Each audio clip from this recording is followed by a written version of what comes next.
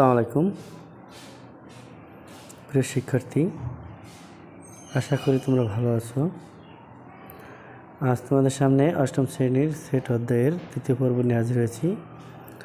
তো আমরা এর আগের পাঠে সেটের প্রথম পর্বে 1 থেকে 5 পর্যন্ত এমসিকিউ সমাধান দিয়েছিলাম। এখন আমি তোমাদের 6 থেকে সমাধান দেওয়া শুরু করব ইনশাল্লাহ।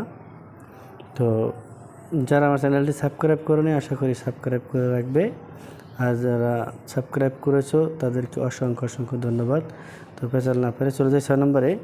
এখানে দেওয়া আছে এ সমান এক্স, যেন এক্স জোড় সংখ্যা এবং 4 থেকে বড়, এক্সের মান হবে 4 থেকে বড় এবং 6 থেকে ছোটো। ছোটো এর তালিকা পদ্ধতি কোনটি? তাহলে যদি আমরা এখানে শর্তটা ফিল আপ করি, জোড় সংখ্যা এবং 4 থেকে বড় এবং 6 থেকে ছোটো, তাহলে 4 থেকে বড় 6 থেকে ছোটো আমরা যদি আমরা একটু জোড় সংখ্যাগুলো লিখি 2, 4, 6। তো সেই ক্ষেত্রে শর্তে আছে 4 থেকে বড় 6 থেকে ছোটো এবং 4, 6-এর মাঝখানে কোনো জোড় সংখ্যা নেই, সুতরাং এটি ফাঁকা সেট। আশা করি শিক্ষার্থী তোমরা বুঝেছো যে এর অ্যান্সারটি কেন ফাঁকা সেট হলো, কারণ এর মধ্যে কোনো জোড় সংখ্যা নেই। 4 এবং 6-এর মাঝখানে কোনো জোড় সংখ্যা নেই। এবার 7 নম্বর আছে পি সমান এক্স ওয়াই জেড হলে নিচের কোনটি পি এর উপসেট নয়? তা পি এর উপসেট নয়, তাহলে আমাদের এর এটা পক্ষে ব্যাখ্যা দিয়ে দেখি। পি এর উপসেট বলতে কী বোঝায়? তাহলে পির মধ্যে উপাদান আছে কত? X Y Z. আমরা জানি পি এর উপাদান হচ্ছে এক্স ওয়াই জেড। সেক্ষেত্রে আমার এখানে এক্স ওয়াই জেড, তাহলে ক নম্বরে এক্স ওয়াই আছে, খ নম্বরে এক্স ডব্লিউ জেড, যে ডব্লিউটা এক্স ওয়াই জেডের মধ্যে নেই। গ নম্বরে এক্স ওয়াই জেড, যেটা এক্স ওয়াই জেড আছে, এবং গ নম্বর ফাঁকা সেট। এবং ফাঁকা সেট যেহেতু সকল সেটের উপসেট, ফাঁকা সেট যেহেতু সকল সেটের উপসেট, সেজন্য বলবো আমি। আর পির উপাদান নিয়েই সাধারণত উপসেটগুলো গঠিত হয়।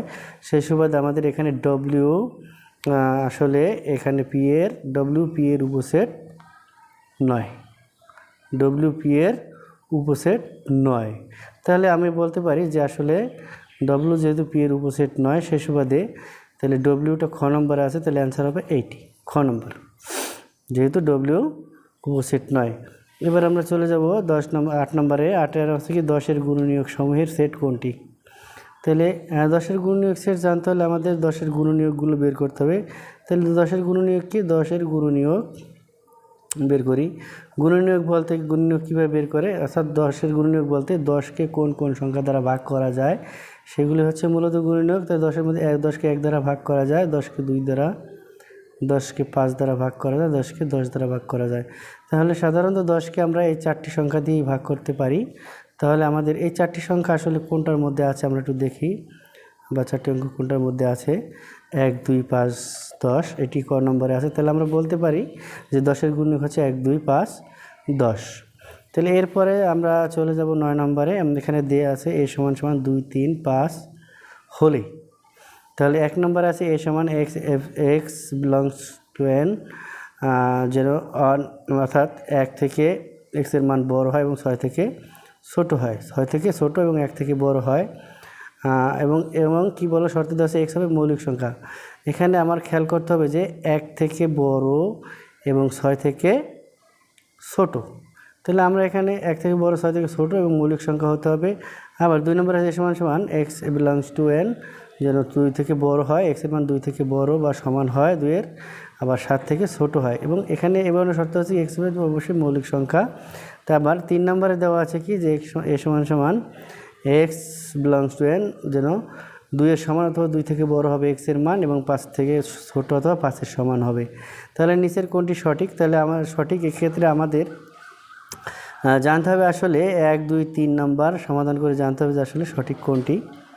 তাহলে সেই ক্ষেত্রে আমরা প্রথমটা সমাধান করব যে এখানে এক্সের মান হবে 1 থেকে বড়, 6 থেকে ছোটো, 1 থেকে বড় এবং 6 থেকে ছোটো মৌলিক সংখ্যা।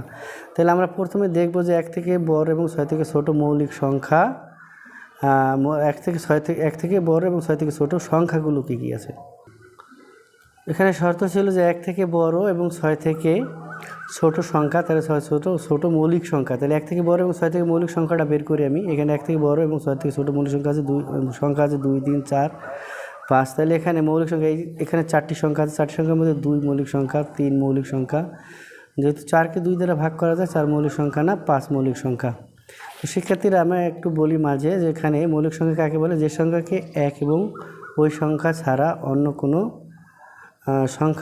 কোনো গুণনীয়ক নেই বা অন্য সংখ্যা দ্বারা ভাগ করা যায় না, তাকে মৌলিক সংখ্যা বলে। তাহলে আমরা পাইলাম 2, 3, 5। তাহলে আমরা এখানে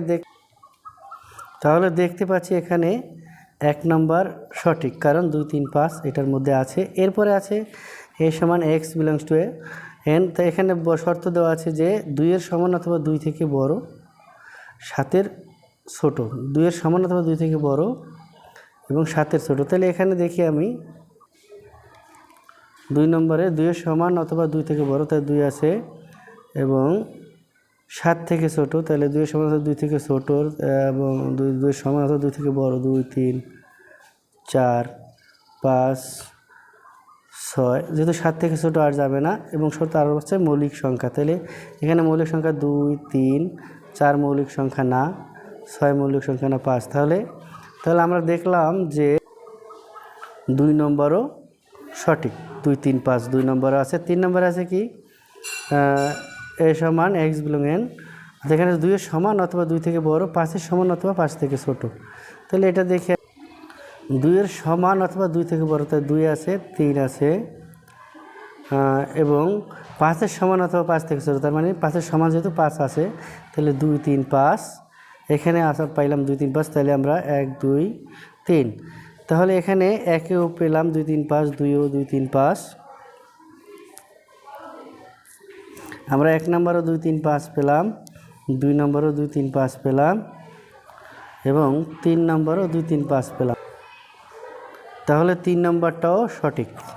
তাহলে আমরা অ্যান্সার কোনটা দিতে পারি, ক, খ, গ, অর্থাৎ ঘ নম্বরে আছে 1, 2 ও 3। তাহলে এটি সঠিক। তা আশা করি শিক্ষার্থীরা তোমরা বুঝছো। ধন্যবাদ সকলকে এতক্ষণ মনোযোগ দিয়ে ক্লাসটি দেখার জন্য। যারা সাবস্ক্রাইব করনি দয়া করে চ্যানেলটি সাবস্ক্রাইব করে দিবে। আশা করি পরবর্তী ভিডিও পর্যন্ত ভালো থাকবে। ধন্যবাদ সকলকে। আসসালামু আলাইকুম।